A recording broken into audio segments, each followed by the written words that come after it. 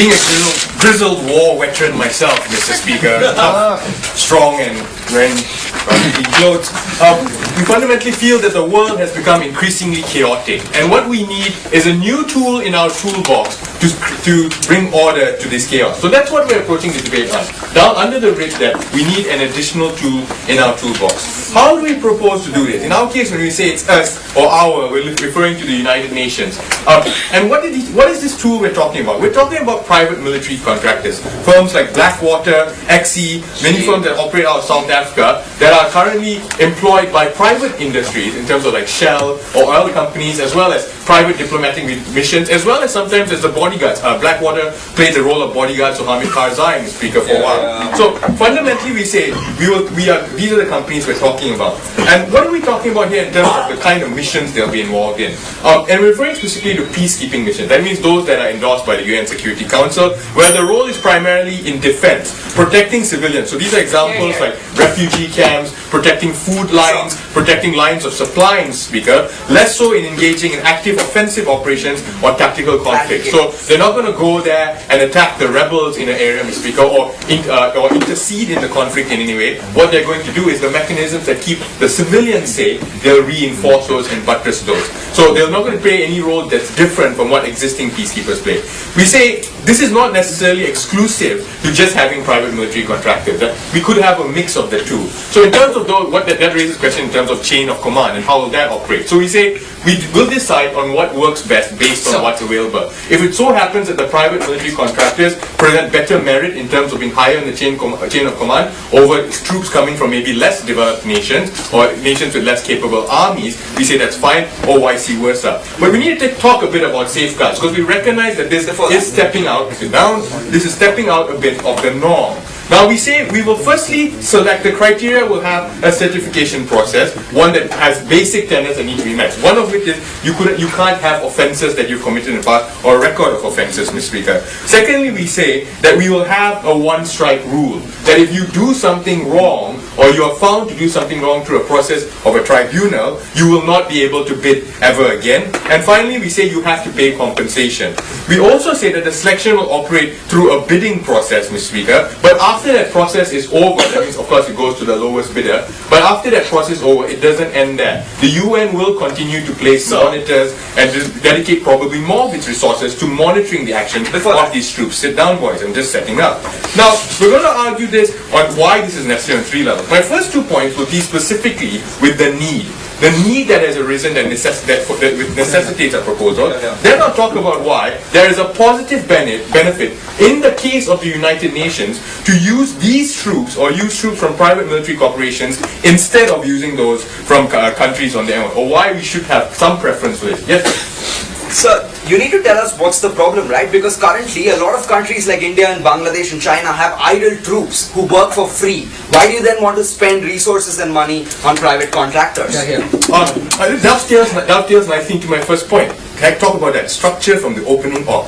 Mr. Speaker, countries are not honouring their troop commitments. You're right that these countries offer them, and I'll talk about it in my second argument.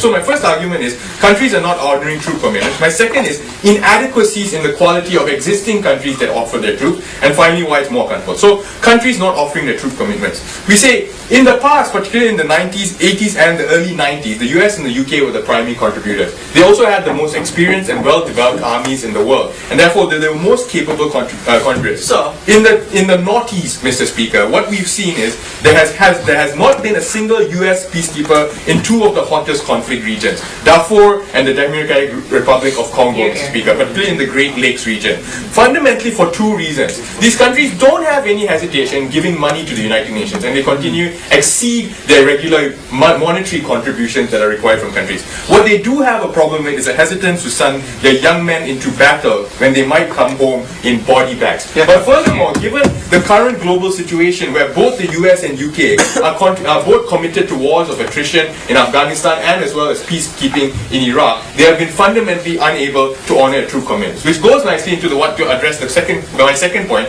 which addresses his question. The inadequacies in the qualities of existing troops.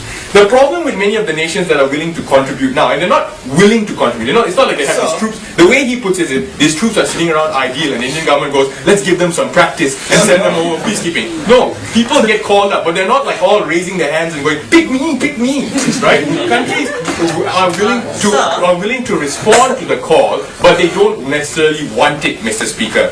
So we say this, two things. Private military contractors qualitatively can draw from a larger pool because they cross global lines. More than that, of course, they have veterans of conflicts because many of these soldiers are ex-special forces or workers in existing militaries, particularly from the American, United States and South African militaries in many of the cases of the corporations I talked about. So they are more likely to be better in the conflicts.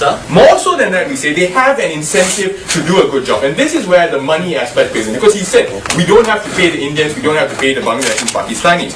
But we do have to pay these guys. And because their bread and butter is made from us paying them, they have an incentive to do the job right. Why? Because they might not get another job if they botch it. So their livelihood is dependent on that. Countries have no incentive. In fact, they have a disincentive to get involved because if they're contributing their troops for free, as they say it, they're supporting those troops, putting them out of their own country, reducing their own national defense, but at the same time paying for it. Which is why you saw that in Sierra Leone, Pakistan was found to be supporting the smuggling of blood diamonds and gold and also protecting rebel organizations like the RUF. Finally, we say they're more accountable, particularly in the case of the UN, because you have the organs protected, but when you think about it like this, it's divorced from national interest. That means the very organs that do the investigations are no longer aligned with protecting the nation state as a whole. The United States troops were protected in terms of Abu Ghraib when the Obama and Bush administration held back the pictures, Mr. Speaker, because they felt they were too shocking, because there's a national interest there. The CIA might investigate less, or you might be less likely to get those organs investigating because it's part of the same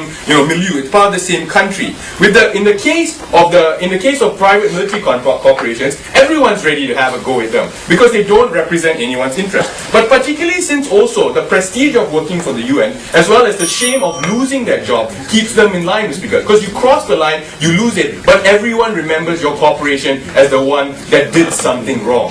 So fundamentally we say because there's a need, because they can be more accountable in the case of the UN, we are proud to propose. 16 seconds.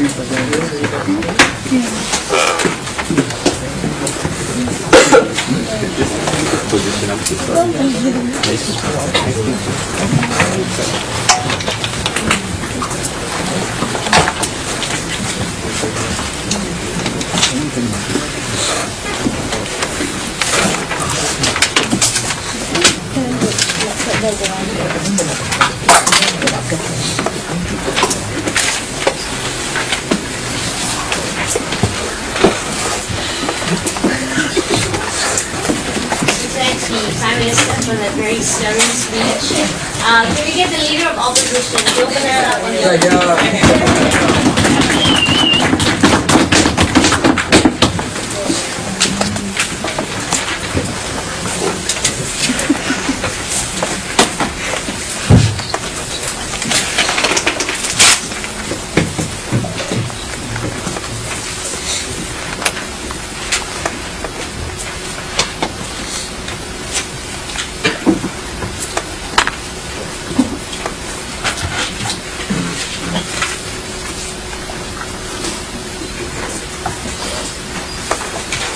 Madam Chair, it's sorry to say that they portray international peacekeeping as being equivalent to protecting oil installations. We say it's much more than simply preventing killing and preventing bloodshed. It's about establishing the international presence there, it's about building the trust of these locals, and it's about giving the entire world and all 190 countries a stake in a problem that these individual countries cannot resolve. That's why we are happy to stand by the side that says only national armies must be involved as international peacekeepers in this effort.